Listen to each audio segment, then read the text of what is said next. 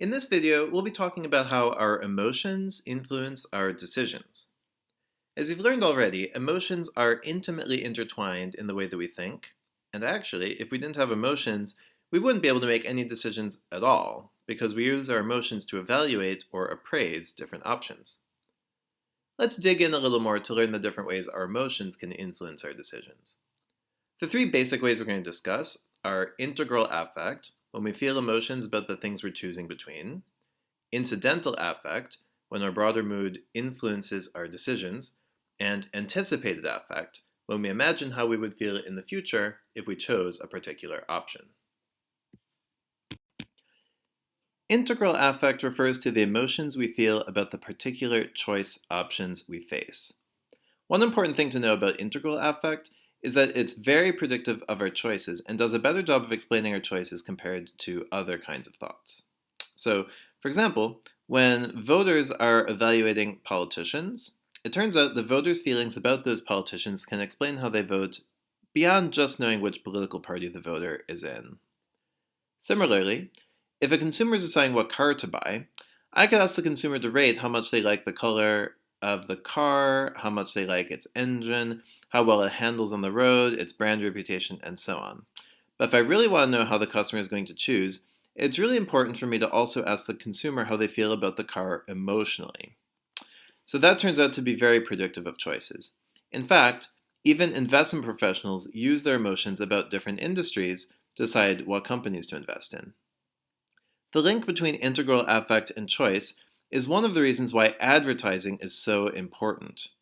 The emotions induced by an advertisement can bleed over into our emotions toward the product itself, which can influence our choices. The next way that emotion can influence decision making is through incidental affect, which is just a fancy way of saying our mood. This is different from integral affect, which was how we feel about specific options, because incidental affect is just about how we're feeling generally at the time we're making the choice. There's a lot of research looking at how mood influences decision making. Here are three key findings. First, arousal influences how extreme our evaluations are. Remember that arousal is about how activating an emotion is, not how positive or negative it is. So joy and contentment are both positive emotions, but joy is high arousal and contentment is low arousal. Well, if I'm in a joyful mood, I'm going to have more extreme evaluations of everything, and that can be both more positive and more negative. If I go to buy a car while I'm in a highly aroused state, I'll think the good cars are better and the bad cars are worse. Second, arousal influences our risk preferences. Suppose again I'm going to the auto dealership and I'm in a sad mood, maybe because my boyfriend broke up with me. Low arousal negative emotions like sadness lead to risk seeking.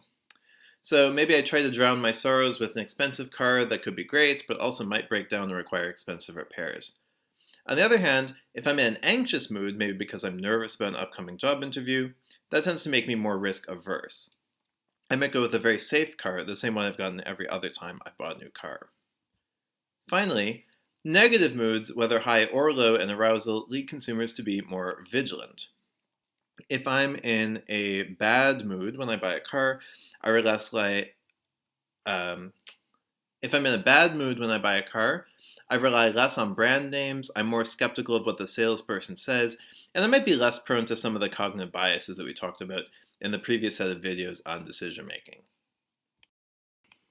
The last way that emotions can influence our decision making is about emotions that we're not currently experiencing, but that we think we'll experience in the future. This is called anticipated affect. The big one here is regret.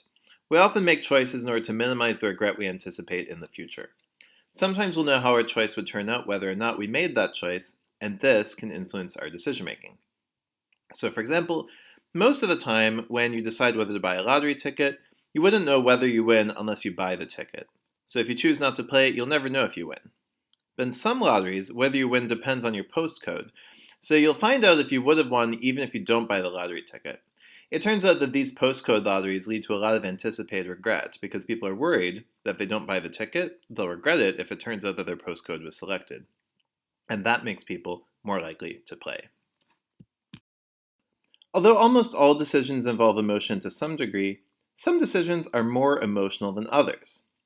How are more affectively driven decisions different? They have three main properties which are all connected.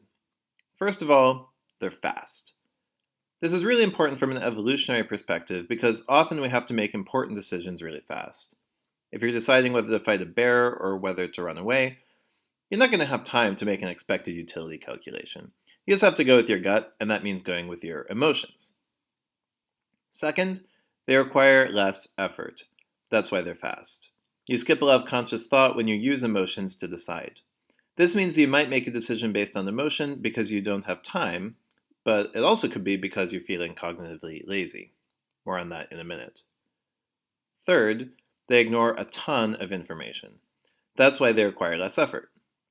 Two really important kinds of information often ignored in emotion-driven decisions are probabilities and magnitudes. When you're deciding whether to play the lottery, you don't necessarily pay much attention to either the probability of winning or even to the specific payoff amount. If the lottery had a prize of $100 million versus $1 billion, would that really have a big impact on whether you play? In economic terms, that probably should make a difference, but often decisions to play the lottery are based on emotion, and therefore most decision makers are not very sensitive to these magnitudes. There are several factors that predict when people are likely to rely heavily on their emotions in making a decision. If they don't care much about making the right choice, that is, their motivation is low, then they're more likely to rely on emotions because they don't want to commit cognitive resources to the decision. Similarly, if those cognitive resources are low to begin with, they're likely to use emotions. That could be because there's cognitive load, meaning that they're distracted by doing something else at the same time, or it could be because they have to make a fast decision. These are all fairly obvious, given that we know that emotion-driven decisions are fast and low effort. More interestingly, people are more likely to rely on emotion when other factors don't resolve the decision for them. So, if information is ambiguous, I'll rely on emotion. That's what happens when I go to buy a car and there are 10 factors pointing in both directions. I just can't use all that information to decide, so I have to rely on my feelings. Exacerbating this is when I have low expertise. I don't know that much about cars, so the information is made even more ambiguous by the fact of my low expertise.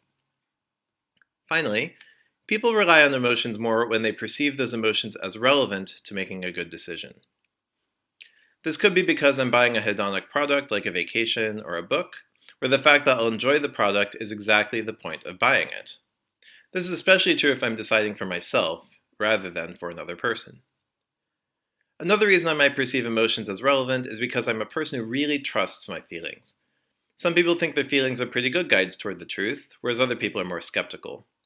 If I think my feelings are pretty accurate, then I'll think they're more relevant and I'm more likely to use them.